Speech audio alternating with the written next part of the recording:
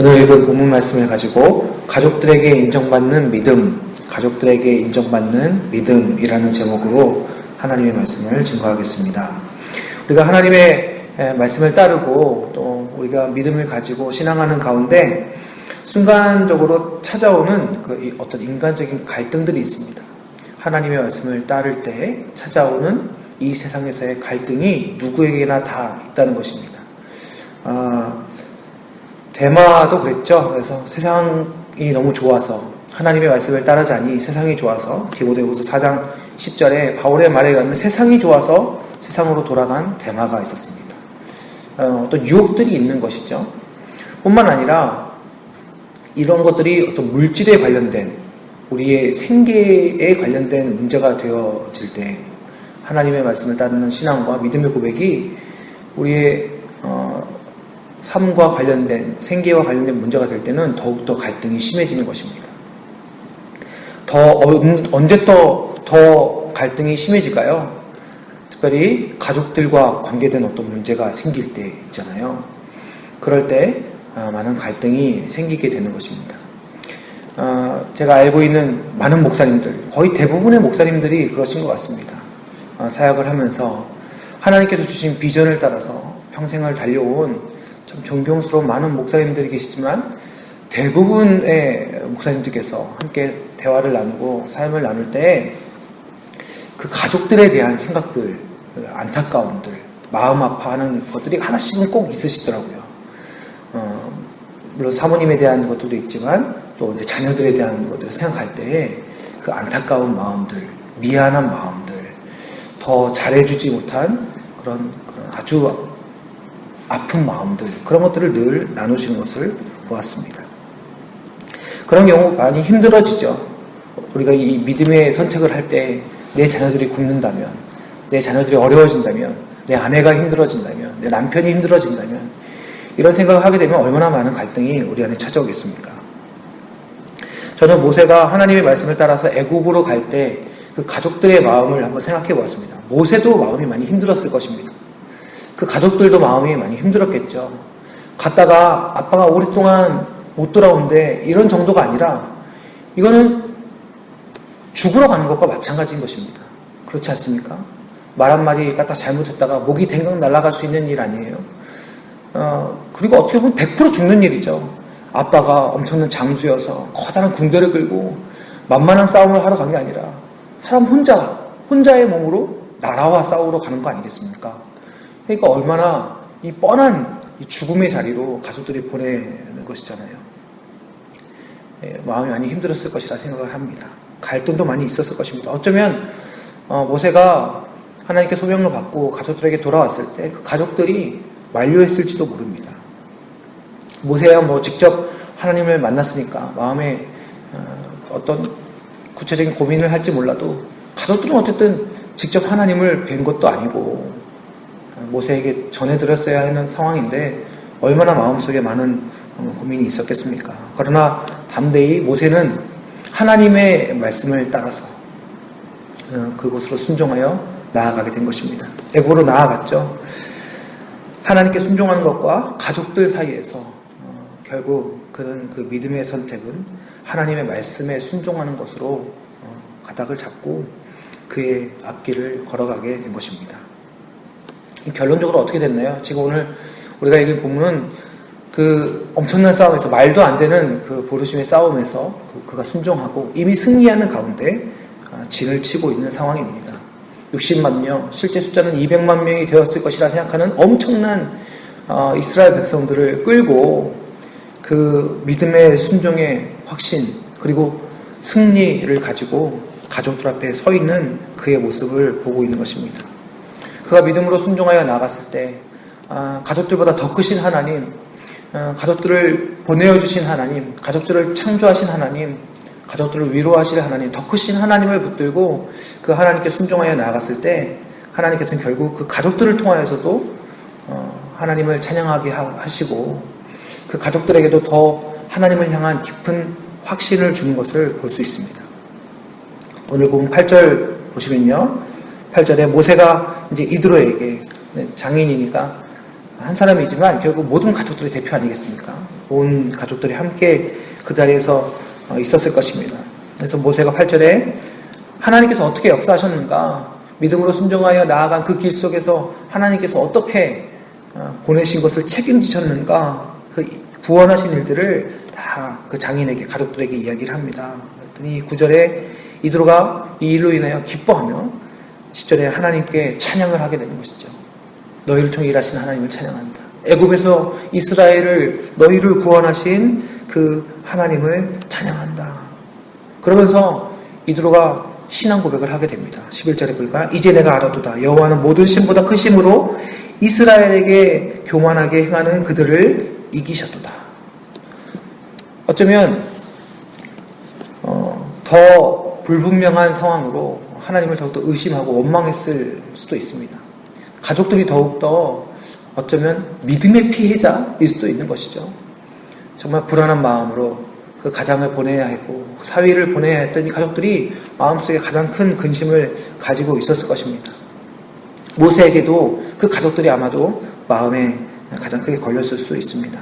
그러나 결국 그 믿음의 순종이 하나님께서 확실히 말씀을 주시고 하나님께서 주신 그 확실한 말씀에, 정확한 말씀에 순종한 그 믿음의 선택이 결국에는 그 가족들에게도 하나님을 더욱더 찬미하게 하며 그 가족들에게 더욱더 하나님에 대한 믿음의 확신을 심겨주는 놀라운 일이 되었다라는 것입니다. 제가 존경하는 목사님이 있습니다. 제가 처음 배웠던 담임 목사님이죠.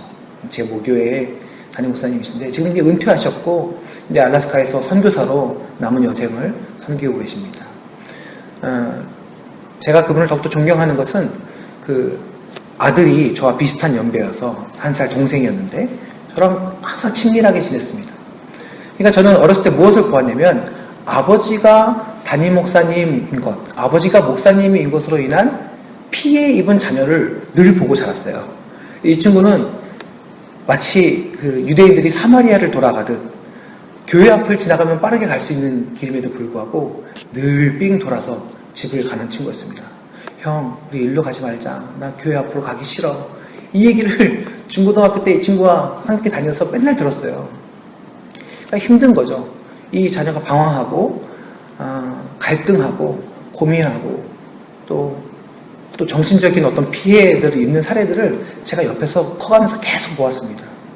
그 순간 얼마나 많은 고민을 했는지 몰라요. 도대체 이 동생을, 이 아이를 누가 책임져 줄 것인가? 그 질문이 저에게 청소년 시기에 늘 있었습니다. 근데 한 가지 확실한 것은 무엇이냐면 그 담임 목사님이 그 삶 가운데 늘 청결함, 정직함, 또 설교한 대로 살아가는 그 순전한 삶의 모습을 성도들에게 보여주셨다는 것입니다. 그래서 사실은 그 아들이 많이 방황하고 또 가족들을 속상하게 했지만 그 깊숙한 곳에 무엇이 있었냐면 아버지를 존경하는 마음은 있었어요. 그러니까 그 삥 돌아가는 것도 뭐 아버지가 싫어서 이런 것보다도 자기가 좀 못 사는 걸 아니까, 자기가 좀 엉망으로 사는 걸 아니까 혹이나 아버지 목회에 피해를 줄까 기특하지. 어떻게 보면 방황하는데 기특합니다. 아무튼 두 가지 양면성을 제가 이렇게 보면서 복잡한 마음으로 컸어요. 그런데 결국 이 친구가 대학생 시기까지 20대까지 계속 큰 방황을 하다가 마지막에는 결국 아버지의 모습을 보면서 그 중심의 진실함, 아버지의 진실함, 그 목회를 마무리해가는 아버지의 그 순전함을 보면서 이 친구가 결국 하나님께로 돌아온 것을 보게 되었습니다. 늘 예배만 드리고 어떠한 활동도 하지 않았던 그였지만 결국에는 자기 아버지의 하나님을 향한 신실함을 볼 때 오랜 씨름이었죠. 오랜 씨름 가운데 결국에는 하나님께로 돌아오고 지금은 그 친구도 선교사가 되고 목사가 되어서 알래스카에서 같이 아버지를 도와서 사역을 하고 있습니다. 사실은 이 아들이 먼저 알래스카로 가서 사역을 하고 있었죠. 제가 이 가족들의 이 역사를 보면서 결국 하나님께 순종하는 믿음의 사람들의 싸움 속에서 결국 하나님이 그 가족들까지 책임져 주시고 그 마음을 돌이켜 주시고 위로하여 주시고 세워 주시는구나 하는 그런 모습들을 봅니다.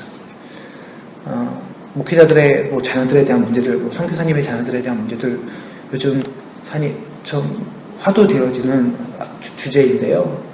그러한 하나님의 책임져 주신 신실한 하나님을 향한 신뢰 가운데 책임져 주시고 역사하시는 하나님의 그 붙들어 주심을 바라볼 때 우리가 어느 정도 대책을 간구하고 또 그의 믿음의 그런 바운더리에서 고민해야 될 주제이긴 하지만 그러나 하나님께서 반드시 책임져 주시고 붙들어 주심에 대한 신뢰를 우리가 가져야 한다라고 생각합니다.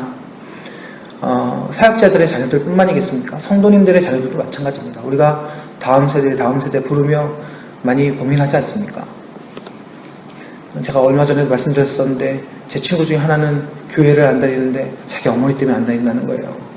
이 믿음의 모순을 보면서 교회는 열심히 다니는데 시기하고 미워하는 어머니의 모습을 보면서 교회 안 나온 자녀가 있는 거예요.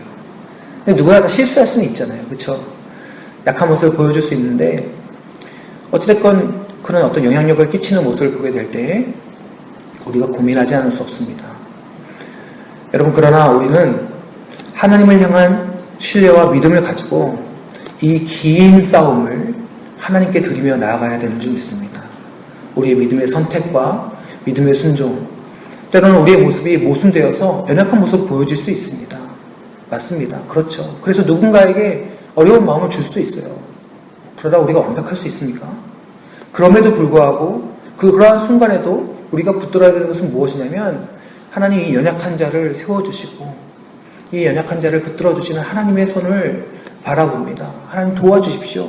하나님 회복시켜 주십시오. 하나님 이 긴 싸움을 제가 인내하고 하나님을 신뢰하며 버틸 수 있도록 도와주십시오. 기도하는 것입니다. 그렇게 하나님을 향한 중심을 회복하고 하나님을 향한 신실함을 회복하고 서서히 나아갈 때 결국은 하나님께서 우리의 가족들을, 우리의 자녀들을 우리 손에 맡겨주신 대로 책임져 주시고 회복시켜 주시고 우리가 정말 참된 기쁨으로 하나님 앞에 함께 나아갈 은혜를 허락하여 주실 줄 믿습니다. 하나님께서 세워주신 믿음의 가정, 오랜 시간 동안 각자의 삶에 따라 그 기간이 다르긴 하지만 하나님께서 세워주시고 만들어주시는 믿음의 가정들, 그 가정들의 고백을 통하여서 하나님께서 더 나아가 교회를 세우시고 그리고 이 나라와 이 민족을 세우시고 정말 전 세계를 세우시는 하나님의 놀라우신 역사로 점점 확장되어지는 은혜로 우리가 쓰임받게 되어질 줄 믿습니다. 신뢰하시고 흔들리지 않는 믿음으로 하나님께 내어드리며 결국 가족과 주변 사람들에게 살아계신 하나님을 증거하는 믿음의 백성들 되시기를 주님의 이름으로 간절히 축원합니다.